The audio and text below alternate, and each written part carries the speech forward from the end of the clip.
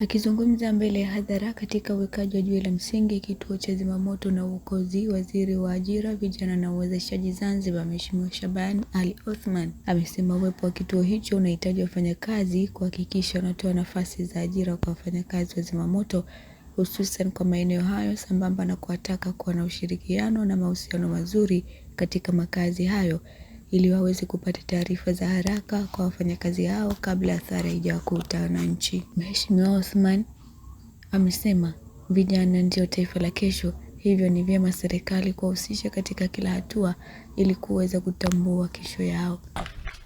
Katika maeneo yote ambayo portfolio ya wizara yangu inagusa, maeneo mawili ni kipaumbele: eneo la ajira kwa vijana na eneo la uwezeshaji.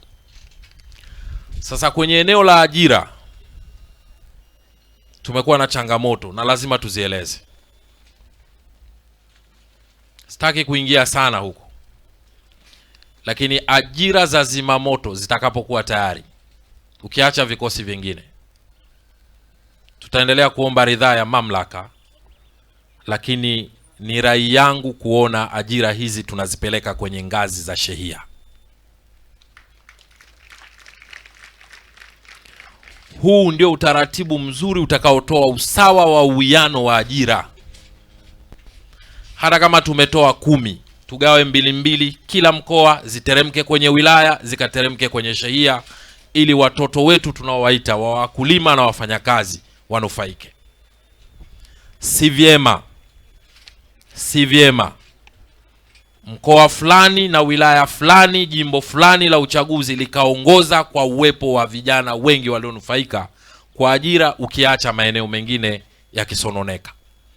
Kote tuna vijana, wote vijana hawa ni vijana wa rais mmoja wa Zanzibar. Akitoa salamu kwa vijana mkoa huo, amewahakikishia kusimamia vyema ajira kwa vijana na uwezeshaji ili kuweka uwiano wa utoaji wa ajira kwa lengo la kuwakwamua kimaisha. Swala la usawa wa uwiano wa ajira nitalisimamia kikamilifu.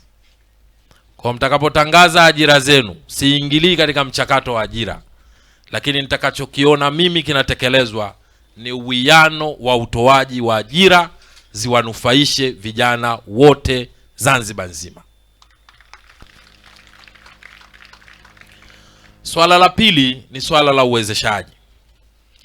Hili niwaambie vijana ambao wananitizama, lakini pamoja na serikali za mkoa na wilaya, itumieni sana Wizara ya Vijana, Ajira na Uwezeshaji.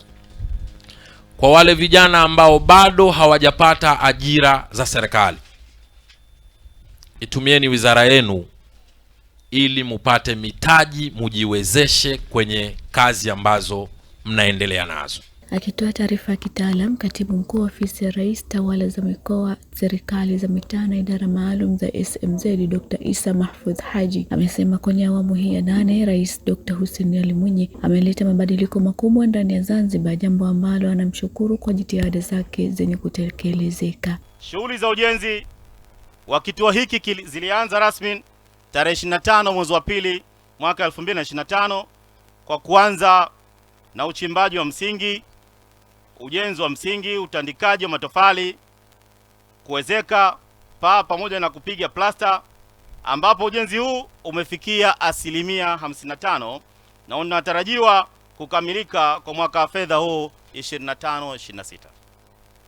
Mheshimiwa mgeni rasmi, kituo hiki cha zimamoto na uokozi kina urefu wa mita 38 na upana wa mita 15 na eneo lote lililojengwa lina ukubwa wa mita za mraba 708, ambacho kina jumla ya vyumba vya kulala 2, kimoja kwa upande wa askari wa kike na kingine kwa upande wa askari wa kiume, vyoo 6, ukumbi wa mkutano 1, sehemu ya mapokezi, ofisi ya mkuu wa kituo, afisi ya katibu muktasi, darasa la kusomea, chumba cha redio, jiko, chumba cha mazoezi, store, maegesho ya magari, jiko la nje, mnara wa maji, kisima cha maji safi pamoja na hozi la kuhifadhia maji safi na salama.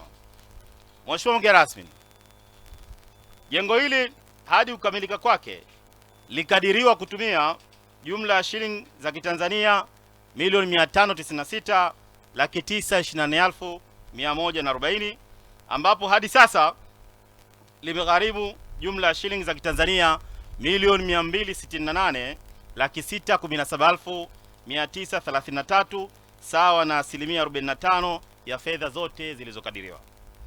Mheshimiwa mgeni rasmi, aidha kamishna wa zimamoto na uokozi Zanzibar Comrade Rashid Abdalla Mzee amesema kufunguliwa kwa kituo hicho cha zimamoto na uokozi ni moja kuunga mkono jitihada za Rais wa Zanzibar na mwenyekiti wa Baraza la Mapinduzi, kwani wamesogezewa huduma karibu na wananchi sambamba na wawekezaji ili kuunga mkono sekta ya uchumi wa bluu. Kuna jitihada za Mheshimiwa Rais za kuleta uwekezaji.